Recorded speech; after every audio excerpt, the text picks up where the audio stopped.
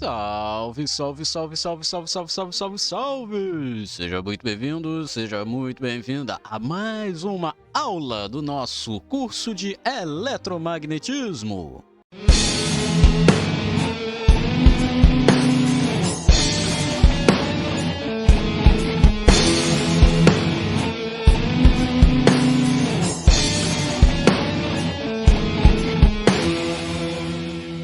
Pois é, e hoje nós continuamos a nossa saga dentro da magnetostática, dentro do magnetismo propriamente dito. É uma continuação assim bem direta da última aula, inclusive, que hoje nós vamos falar sobre exemplos, né, aplicações da lei de Ampère. Pois é, aplicações da lei de Ampère. Hoje é um vídeo assim um pouco mais relax pra mim, de certo modo, porque, cara, eu gosto bastante de fazer exercício, eu acho assim bem legal. Acho bem legal. Então, assim, botar a mão na massa agora, depois da teoria, vai ser bem divertido pra mim. Pelo menos pra mim, né? Eu espero que você aí que tá acompanhando também goste bastante, tá bom? Tá bom. Então, pelo sim, pelo não, eu já vou pedir aqui pra não se esquecer de deixar o like e se inscreve se não for inscrito, hein? Beleza?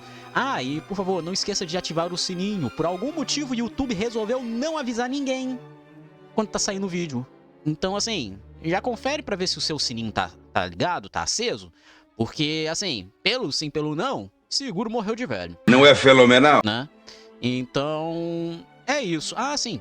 Uma outra coisa é que, bom, a lista de exercícios de magnetostática já está disponível lá no nosso servidor do Discord. Se você não faz parte do Discord, o link tá aqui na descrição. Entra lá, tem um canal específico para as listas de exercícios. Então vai lá. Lá tem as listas de exercícios anteriores do curso de eletromagnetismo na parte de eletrostática. E agora tem a parte de magnetostática também, tá bom? Então a primeira lista da parte de magnetostática já está disponível. E o gabarito comentado será disponibilizado para os membros no sábado. Pois é, sábado a gente tem aí justamente o nosso gabarito comentado. Justamente porque vai dar um tempinho aí o pessoal conseguir fazer e tudo mais. É uma lista de exercícios, né? Disponibilizar assim, em menos de 24 horas fica meio complicado. Ok? Então, é isso. Recadinho dado. Bora lá para os exemplos, né? Bora lá para a aula. Pois bem, cá estamos nós. Bom, no final da última aula, na última aula, na verdade, eu falei sobre a lei de Ampère, né? Foi voltada a aula toda para a lei de Ampère. E no finalzinho eu dei ali uma parada geral sobre o teorema de Stokes e terminei a aula jogando para vocês um desafio.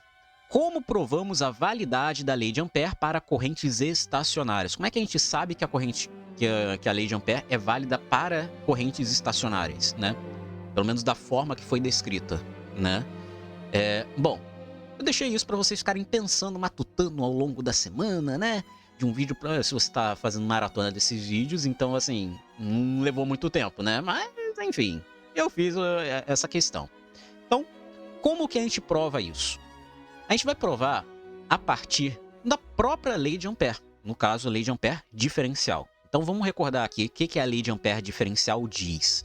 A lei de Ampère diferencial diz que o rotacional do campo B é igual a μ0 vezes J, né? Onde esse J aqui é a densidade de corrente, tá? E esse B é o que nós chamamos de densidade do vetor campo magnético, né? Ou campo magnético no geral. A gente tem essa diferença entre o campo magnético efetivo e a densidade de campo magnético B e H, né? Então, nesse caso aqui, a gente pode considerar como o próprio campo magnético. Então, a gente vai partir justamente da lei de Ampère diferencial, tá? Então, partindo da lei de Ampère diferencial, que é dado por essa relação aqui, a gente vai aplicar uma propriedade que está dentro do cálculo vetorial e diferencial, que diz o seguinte: se eu pego um certo vetor que pode ser descrito como o rotacional de um primeiro vetor e aplico sobre ele um divergente, o divergente desse vetor vai ser zero, tá? Na prática, o que que isso vai representar? Vamos lembrar o que que quer dizer divergente, o que que quer dizer rotacional. Rotacional quer dizer justamente a capacidade que um certo campo vetorial tem de produzir vórtices, né? Ou seja, vai ter rotações. E o divergente vai ser aquele que vai indicar justamente a questão do fluxo, né? Então, a gente tem aqui justamente esses dois tipos de operações sendo aplicadas simultaneamente. Então, a gente tem essa propriedade, tá? Em que o divergente do rotacional é zero, ok? Beleza. E aí, sensei? Divergente do rotacional é zero, isso é uma propriedade. Você não vai provar essa propriedade? Não, mas se você quiser, você pode tentar aí, fica aí como desafio, tentar provar que o divergente do rotacional é nulo, tá? Não é muito complicado, é só lembrar aqui que é o rotacional e depois aplicar o divergente sobre o rotacional, né? Inclusive, se a gente voltar aqui, ó, isso aqui que é o rotacional, se você aplicar o divergente sobre isso aqui, basicamente o resultado final vai ser zero mesmo, tá? Ok, beleza. Então, aplicando isso sobre a lei de Ampère diferencial, ou seja, aplicando o divergente em ambos os lados da igualdade, o que a gente vai ter vai ser justamente o divergente do rotacional de B é igual ao divergente de μ0j. O divergente do rotacional de B vai ser igual ao μ0 vezes o divergente de J, já que esse μ0 é um número, então esse divergente ele só vai aplicar, né, esse nabla ele só vai aplicar escalarmente sobre o J, né? Então a gente só vai ter este valor aqui. Só que a gente sabe que o divergente do rotacional é zero. Logo, se o divergente do rotacional é zero, significa dizer que, como μ0 não é nulo, é um valor diferente de zero, desses dois termos aqui, um deles é zero. E o único termo aqui que pode ser zero seria justamente o divergente de J. Logo, divergente de J é igual a zero. O que isso significa? O divergente de J ser nulo significa que a corrente não varia no tempo, uma vez que a gente tem a chamada equação da continuidade. Ah, mas sensei, o que é a equação da continuidade? Então, a equação da continuidade é um dos princípios físicos mais importantes que a gente tem dentro dos estudos da física avançada, porque a equação da continuidade vai descrever justamente como funciona a passagem de um certo fluxo sobre uma superfície, sobre uma área ou coisa parecida, tá? Como é que se dá esse fluxo? Então, é isso aqui que é a nossa densidade da continuidade, né? Para uma corrente, uma densidade corrente, né? Então, a gente tem justamente essa relaçãozinha aqui. Quando isso aqui é igual a zero, significa que não há variação temporal, ou seja, você não modifica a quantidade de corrente elétrica, nesse caso aqui, que vai passar por uma certa área que você está analisando, tá? Ou seja, ao longo do tempo, aquele volume, né, digamos assim, de linhas de corrente elétrica vai ser sempre a mesma, não vai mudar. Isso é muito diferente, por exemplo, do famoso caso das correntes alternadas, né? As correntes alternadas, elas são correntes em que você tem essa variação temporal, então a gente não teria essa relaçãozinha aqui. É por isso que a lei de Ampère ela tem que ser adaptada para esse caso, né? Então a gente vai ver posteriormente quando a gente falar sobre potencial vetor. Inclusive é a próxima aula.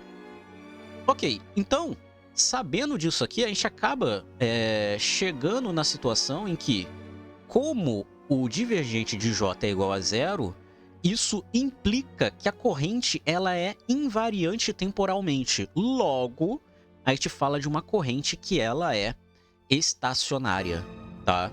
Então, uma corrente estacionária é aquela que não varia temporalmente, não varia ao longo do tempo. Então, de fato, a gente acaba provando que a lei de Ampère foi a lei que a gente partiu, né? Ela é válida para correntes estacionárias. Ok, sensei, e aí? Bom, é isso, tá? Então agora a gente segue para os exemplos, né, das leis de Ampère que a gente pode trabalhar. Eu botei aqui dois exemplos para a gente trabalhar nessa aula. São dois exemplos bem legais e bem simples até. O primeiro exemplo é o que a gente vai trabalhar aqui, é o campo de uma corrente retilínea. Ou basicamente é como se você pegasse um fio, tá? Um fio infinito, por exemplo, e você passa uma corrente dentro desse fio. E aí você quer saber como é que é o campo magnético gerado por esse fio, né? Pela corrente que passa por esse fio. né? Corrente estacionária, só deixa lembrar isso aí. Corrente estacionária. Então nós temos aqui justamente um fio, eu dei um zoom no fio, né? Então nós temos aqui o nosso fio, ele está, eu botei ele sabiamente ao longo do eixo Z, tá? E aí eu tenho duas situações. Eu tenho a situação para esse fio dentro do fio, né? Ou seja, o campo magnético gerado dentro do fio e o campo magnético gerado fora do fio, tá? A gente pode pensar também como um cilindro, né? Então não tem tanto problema com relação a isso. Então a gente tem aqui justamente o campo gerado por uma corrente retilínea, né? A corrente aqui, ela tá indo de baixo para cima, então é uma corrente retilínea. Se a gente analisa isso, a gente vai ter aqui justamente que ao longo desse fio, né, ao redor desse fio, vai ser gerado linhas de campo magnético, que são linhas circulares. Pela regra da mão direita, elas vão estar girando no sentido anti-horário. Anti-horário? Anti-horário. Isso aí. No sentido anti-horário, tá? E aí, você vai ver que dentro do fio, você vai ter essa circunferência aqui, né? Essa curva C1. E fora do fio, você tem essa curva C2, tá? E a gente pode representar a corrente elétrica a partir da densidade de corrente. Porque lembrando, o que é a densidade de corrente? A densidade de corrente é a corrente elétrica por unidade de área, né? Por unidade de área, que passa uma certa área. Então, isso é a densidade de corrente. Então, densidade de corrente é a corrente dividido pela área, né? Qual é a área aqui desse caso? Como a gente está falando de um cilindro, a gente está falando da área de uma circunferência. E a área da circunferência a gente sabe que é πr ao quadrado, né? Só que esse r, né, que é o raio da nossa circunferência, vale a. Então é π ao quadrado. Então a corrente, né, se a gente joga isso aqui para o outro lado, a gente sabe que a corrente elétrica vai ser π ao quadrado vezes J, onde J é a densidade de corrente. Atenção, aqui eu estou falando de números, tá? Eu não estou falando do vetor J. Estou falando só do J como número, tá?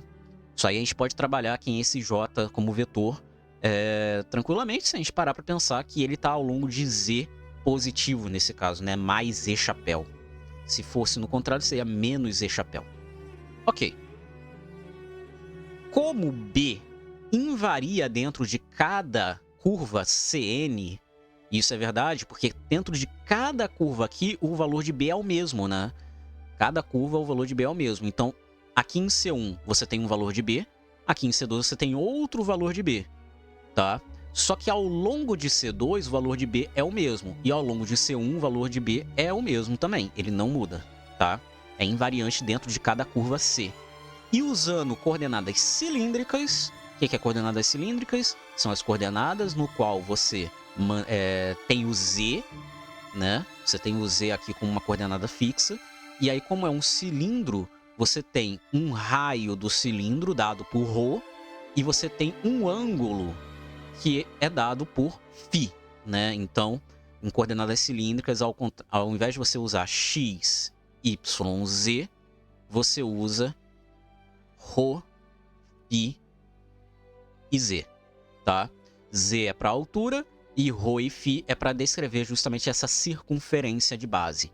Ok, então usando coordenadas cilíndricas, nós temos que o campo magnético B vai ser dado por um valor B de ρ, ou seja, ele varia radialmente, a gente sabe disso, né? O campo magnético ele varia radialmente, dependendo da distância para o centro, o campo magnético vai mudar, tá? Só que ele varia radialmente, é um B de ρ, na direção π chapéu, tá? Na direção φ chapéu. Não, psi chapéu. Então, justamente o que acontece aqui, né? Porque esse ρ aqui, esse B, ele é tangente, né? O vetor B, ele vai ser tangente a essa circunferência, né? A gente sabe disso também. Se o vetor B ele é tangente à circunferência, por isso que ele está aqui com relação a psi chapéu, ok? A φ chapéu. Ok, beleza, sensei. Maravilhoso, tranquilo. Então esse é o nosso B. O que a gente faz agora? Bom, a gente vai descrever o chamado vetor deslocamento infinitesimal dl, né? Que é um vetor justamente que vai estar relacionado justamente a essa localização do ponto. Aonde esse ponto P de análise vai se encontrar? É esse P1? É esse P2? Aonde que ele vai estar? Né? Isso vai ser descrito justamente como o ρ, vai ser dado pelo ρ, né? Que é justamente esse raio que você está analisando. Ele pode ser A, que é o raio do próprio cilindro, mas ele pode ser maior do que A, ou pode ser menor do que A, né? dφ, φ chapéu, né? Então, a gente tem aí justamente o nosso dl. Aplicando isso direto na lei de Ampère, o que diz a lei de Ampère? A integral de linha de B escalar dl é igual a μ0i, né? Onde esse μ0i, a gente pode representar esse i aqui como πa ao quadrado j, né? A gente já viu isso lá no começo, πa ao quadrado j, que é a nossa corrente elétrica, né? E aí, quem é esse B? Esse B, como a gente viu anteriormente, é B de ρ, π chapéu, né? Então, a gente bota aqui B de ρ, φ chapéu, escalar ρ. Por quê? Porque agora eu vou substituir quem é esse dl. dl é ρ, dφ, φ chapéu, né? Então, o que eu vou fazer? Perceba que a integral está sobre dφ. Ela não está sobre dρ. Ou seja, o ρ não vai importar na hora de resolver essa integral. Então, tudo que depende de ρ, a gente pode jogar para fora da integral.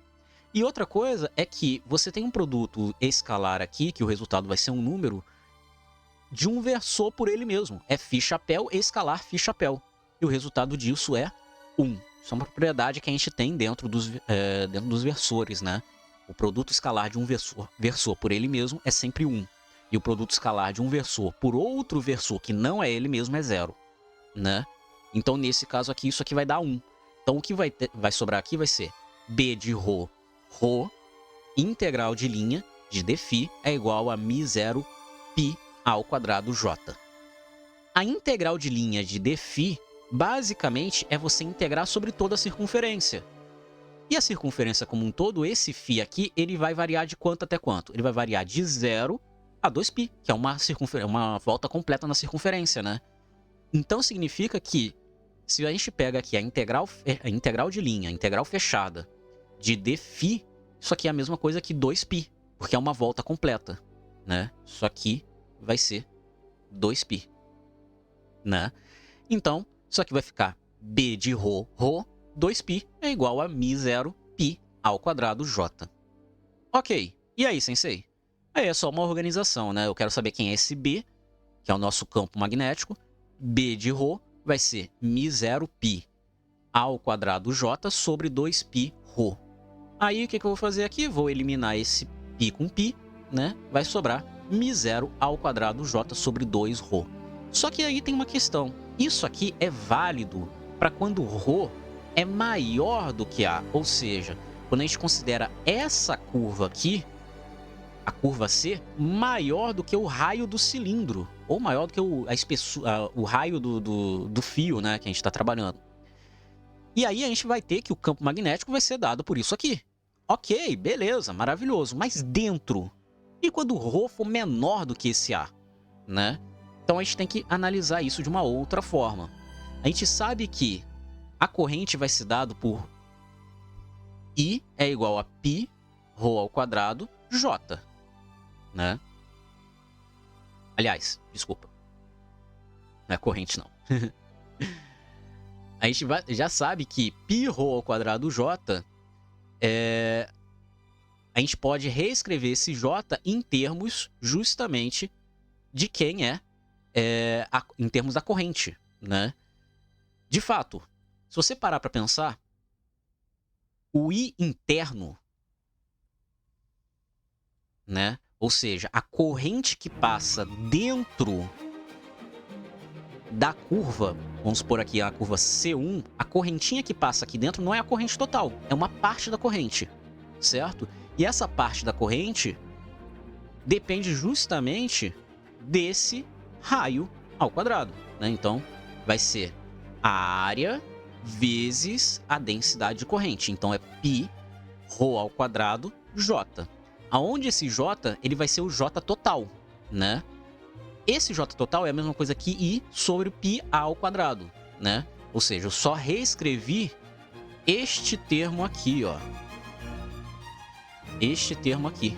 Se a gente reescreve esse termo aqui, a gente tem que J é igual a I sobre πA ao quadrado, né? Então, isso é o que nós temos. A gente só vai substituir ali. Então, substituindo I sobre π ao quadrado, vou eliminar os π's, vai sobrar ρ ao quadrado sobre A ao quadrado vezes I. Então, a gente vai ter que a corrente interna a essa nova curva que nós vamos estar analisando, que vai ser a curva que vai ser gerada a partir do campo magnético, vai ser dado por ρ ao quadrado sobre A ao quadrado vezes I, onde I é a corrente, tá? A corrente total, no caso. Então, a gente tem que o campo magnético vai ser dado por μ0, ρ ao quadrado sobre A ao quadrado vezes I, né? Porque era μ0J sobre 2π ρ. Né? A gente sabe disso, tá aqui. 2π ρ, né? Então, o que vai rolar aqui vai ser justamente isso. A gente vai eliminar o ao quadrado com esse ρ. E o que vai sobrar vai ser justamente que B de ρ é μ0 ρ I sobre 2π ao quadrado. Ou seja, dentro do cilindro, dentro do nosso fio, o campo magnético é dado por μ0 ρ I sobre 2π ao quadrado. Tá? Então, a gente tem aqui essas duas situações. Tá bom? Então, o nosso B, ele vai se comportar dessa forma. Só lembrando que é φ-chapéu. E aqui também é φ-chapéu. Tá? Dentro do nosso cilindro, ele tem essa cara. Fora do nosso cilindro, ele tem essa cara. Tá? Na prática, o que isso representa? A gente pode fazer um gráfico para entender isso. A gente tem aqui um gráfico. Campo magnético por distância do centro, né? Lembrando que esse ρ é a distância do centro. Então, campo magnético por distância do centro, a gente tem que, enquanto você estiver dentro do cilindro, né? Ou seja, com ρ inferior a A, você tem justamente uma crescente, né? Um campo magnético que cresce até um valor máximo. E esse valor máximo é dado justamente por μ0I sobre 2πA, né? Isso é fácil da gente conseguir ver. Basicamente, é quando a gente faz esse ρ aqui igual a A. Se a gente faz esse ρ igual a A, esse A some com esse A ao quadrado, então vai ficar só μ0I sobre 2πA, né? Então, a gente tem aqui essa primeira curva aqui, que representa dentro do cilindro. E aí, ele chega aqui no ponto de ρ igual a A, ele começa a decair. Então, ele decai em 1 sobre ρ, né? Ele decai na função 1 sobre x, basicamente. 1 sobre ρ é 1 sobre x nesse caso, né? Porque o nosso x é ρ. Então, o que vai acontecer aqui é que você tem um decaimento de 1 sobre x. Então, à medida que você se afasta desse cilindro, à medida que você se afasta desse fio, o campo magnético decai de 1 sobre x, né? Decai em 1 sobre x. É por isso, por exemplo, que um fio, né? Um fio de alta tensão, quando você tem um fio de alta tensão na rua, o campo magnético gerado por ele, você acaba não sentindo ele tão forte, né? A não ser que seja uma corrente muito forte passando por ele, passando no fio, você não vai chegar assim a 2 metros de distância e sentir o campo magnético dele, tá? A não ser que a corrente seja muito forte. Se a corrente for muito forte, aí realmente, né? Fora o fato de que, quanto mais você se afasta, mais fraco é esse campo magnético, tá? Então, os campos magnéticos, eles tendem a ser bem fraquinhos, né? Quando você se afasta dos fios, né? Ok. Então, é isso. Esse foi o nosso primeiro exemplo. Beleza? Ok. Então, vamos para o nosso segundo exemplo, né? Nosso segundo exemplo, basicamente, é o campo gerado por um plano infinito, tá?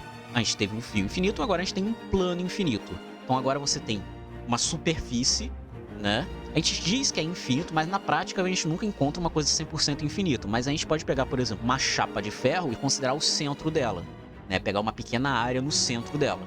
Ali a gente pode considerar ela como uma parte de um plano infinito, né? Porque os efeitos de borda são desprezíveis. Então, o campo gerado por um plano infinito. O que a gente vai fazer? Bom, nós temos aqui o nosso plano, que é toda essa parte rosa aqui, é um plano XY, tá? Ele está no plano XY.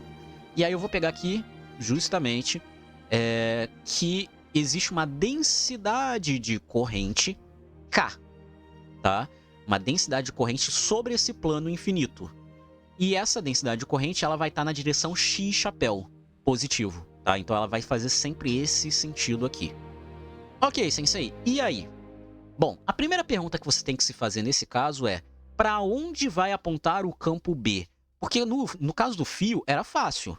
Era só você fazer lá, botar a regra da mão direita, né? Botar o dedão apontando para onde o J tá indo. E aí você vai ver para onde que estava girando o seu C, né? A sua curva C, né? E por consequência para onde que estava apontando o seu campo magnético. Isso é fácil, tranquilo. Mas num plano infinito pode não ser tão fácil assim. Você olha para isso aqui, pô, e aí? Como é que a gente faz? É a mesma lógica. É a mesma lógica do fio. Você vai usar também a regra da mão direita. Então, pela regra da mão direita, ele se encontra na direção Y chapéu, acima e abaixo de Z, né? Porque o campo magnético ele vai ter que ser gerado acima e abaixo de Z. Nunca exatamente no plano. Ele vai ter que estar um pouco acima, um pouco abaixo, né? Um pouco deslocado para cima, um pouco deslocado para baixo. É só você usar a regra da mão direita. Bota o polegar apontado na direção da densidade de corrente, né? Da corrente.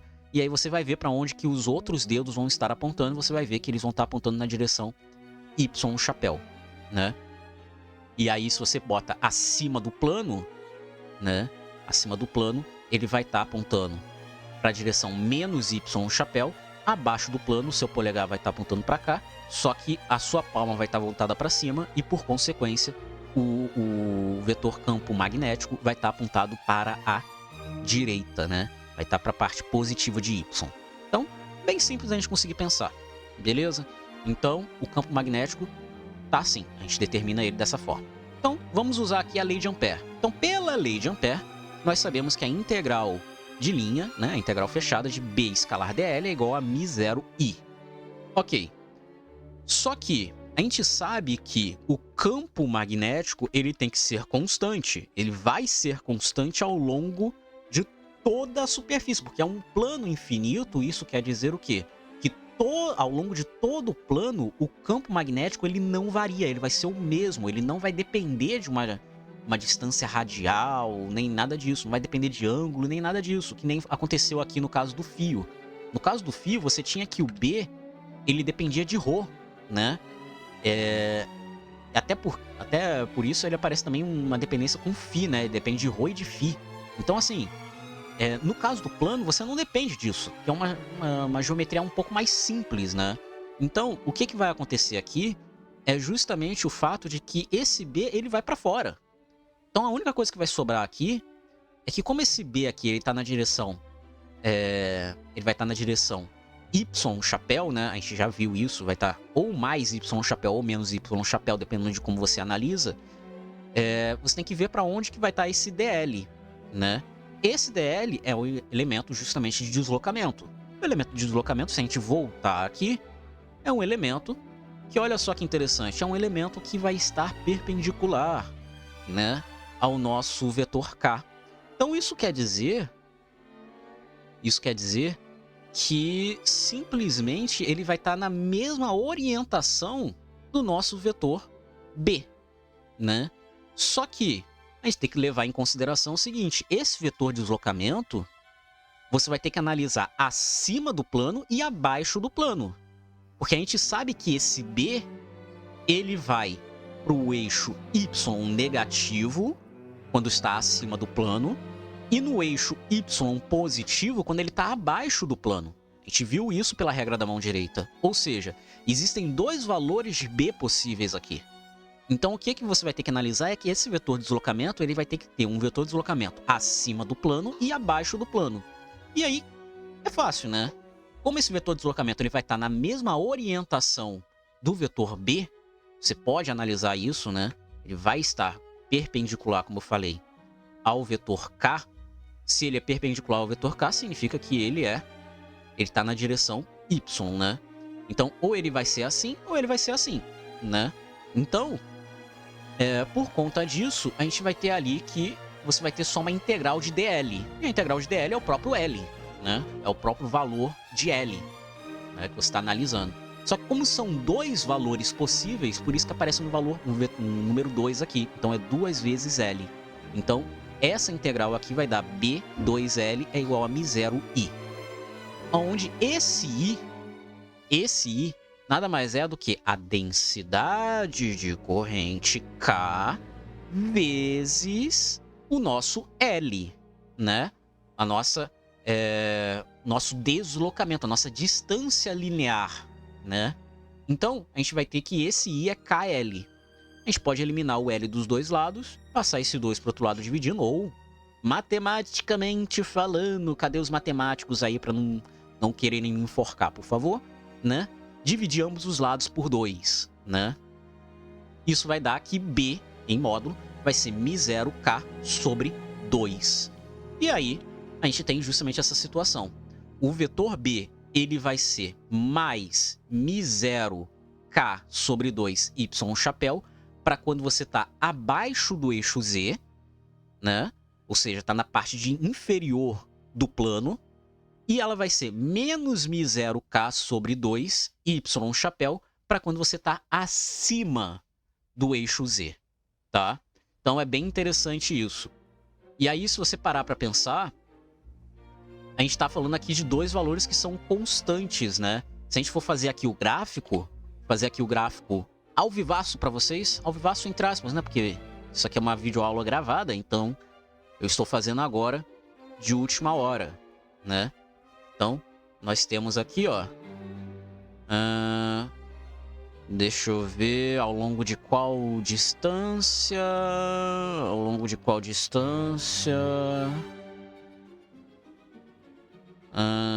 deixa eu ver...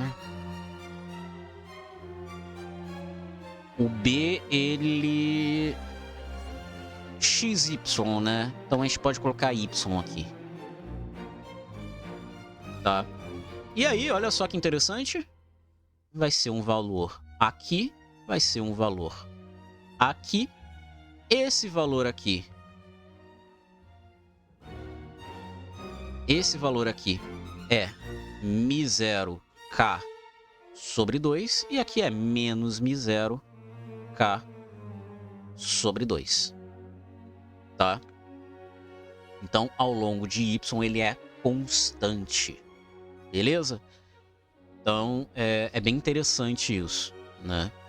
Bem interessante mesmo. Se a gente fosse fazer um B por Z, aí já seria um pouco mais diferente, digamos assim. Mas, enfim, o nosso campo magnético vai ser ali um campo magnético constante ao longo dos eixos. Beleza? Então, é isso. Não tem muito o que falar aqui, não. São dois exemplos bem legais de se resolver. Ok? E é isso. Pois é. Terminamos a nossa aula de hoje. Terminamos aí a nossa análise aí, nosso probleminha sobre lei de Ampère. Bem legal, né? Bem divertido. A lei de Ampère é bem legal porque ela consegue ser utilizada para problemas mais simples, né? A lei de Biot-Savart, ela vai ser usada mais para geometrias mais complexas, né? Se você tiver ali uma cadeira carregada, por exemplo, nesse caso a lei de Ampère ficaria meio complicado de se trabalhar. Não quer dizer que não dá, é só que você ia se complicar mais, né? Então é bem interessante esses exemplos que a gente trabalhou aqui. Então, lei de Ampère aí, fizemos aí os nossos exemplos, beleza? Dito isso, não se esqueça de fazer a nossa lista de exercícios, tá lá no Discord, hein? Entra no Discord, beleza? Muito obrigado a quem assistiu. Não se esqueça de deixar o like, se inscreve se não for inscrito, ativa o sininho para não perder nada. Considere se tornar membro aqui do canal. Você tem acesso ao conteúdo antecipado, além de outras mordomias, como por exemplo, a solução da lista de exercícios que está lá no Discord já. Ok? Um valeu demais também ajuda. E hypem o vídeo. Hypem o vídeo, isso ajuda bastante. Ok? Dito isso, muito obrigado a todos e a todas. Estudem, bons estudos, tamo junto e em pé.